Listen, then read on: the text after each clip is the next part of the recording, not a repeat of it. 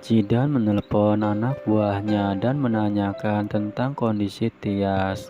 Namun rupanya anak buahnya Zidan keluar untuk mencari makan dan memberitahukan kepada Zidan kalau Tias ada di tempat yang aman dan tidak akan bisa lari kemana-mana. Dan Zidan pun berpesan kepada anak buahnya itu, jangan sampai Tias lepas melarikan diri, apalagi sampai Tias berhasil bertemu dengan Gino. Di sisi lain, Gino masih menunggu Tias di kafe. Bahkan udah 1 jam lebih Gino menunggu Tias. Namun Tias tidak kunjung datang untuk menemui Gino. Namun tiba-tiba Zidan datang menemui Gino dan mengatakan kepada Gino kalau Gino lebih baik pulang balik ke Jakarta saja daripada menunggu Tias di sini. Namun Gino pun mengatakan kepada Zidan kalau sebenarnya Gino ada di Lombok untuk menghindari dari panggilan polisi itu, dan bahkan menanyakan kepada Zidan mengenai perusahaan Gino yang bermasalah dengan perkebunan Pak Bambang yang direkomendasikan oleh Zidan itu. Dan bahkan Gino pun mulai curiga dengan Zidan. Kalau soal semua ini pasti Zidan tahu apa yang tidak Gino tahu. Namun Zidan pun minta maaf kepada Gino kalau soal itu Zidan tidak tahu kalau perkebunan Pak Bambang bermasalah. Dan Zidan hanya membantu Gino untuk membeli perkebunan itu. Sementara itu, Dean terus mencari Tias yang pergi menghilang entah kemana, dan bahkan Dean pun nanya sana kemari, namun tidak ada yang mengenali Tias, dan tidak ada sama sekali yang melihat Tias.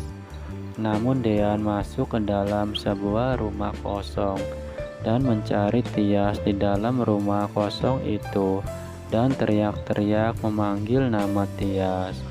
Dan Tias pun sempat mendengar suara dari Dean itu. Namun tiba-tiba HP Dean berbunyi. Ada panggilan telepon dari Pak Sigit yang meminta untuk Dean segera balik ke Jakarta karena ada soal bisnis yang akan dikerjakan. Namun Tias pun terus berteriak agar Dean mendengar kalau Tias disekap di sini.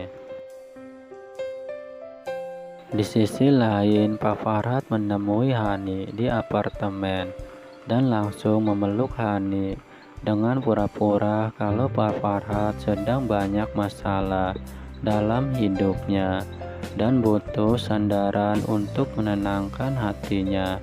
Dan Hani pun mengatakan kepada Pak Farhat kalau lebih baik Pak Farhat masuk ke dalam. Sementara itu, Gino merasa heran dengan Tias yang tidak kunjung datang menemui Gino, dan bahkan Dean pun tidak tahu keberadaan Tias saat ini. Dan Gino pun langsung menelpon Tias, namun sama sekali tidak diangkat oleh Tias.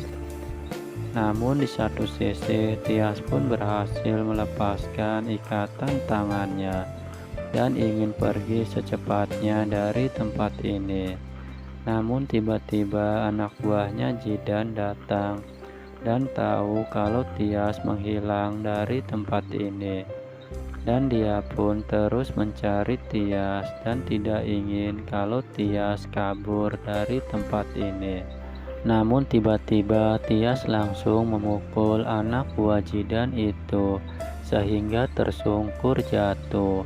Dan Tias pun langsung pergi dari tempat itu. Namun anak buahnya Zidan pun langsung mengejar Tias yang lari pergi ke jalan itu, dan bahkan dia pun berhasil menangkap Tias kembali.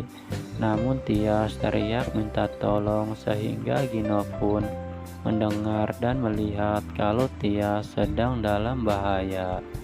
Dan Tias pun menceritakan kepada Gino kalau Tias disekap dan diculik oleh orang itu. Dan Gino pun marah dan langsung menghajar orang itu dan menanyakan siapa orang yang menyuruh kamu untuk menculik Tias. Namun anak buahnya Jidan itu berhasil pergi melarikan diri.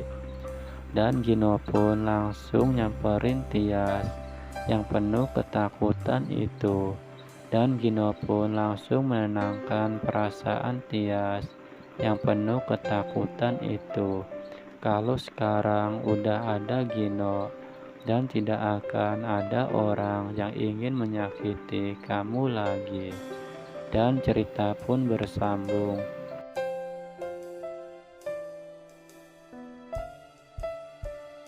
Saksikan terus Naik Keranjang yang tayang setiap hari. Saya ucapkan terima kasih banyak.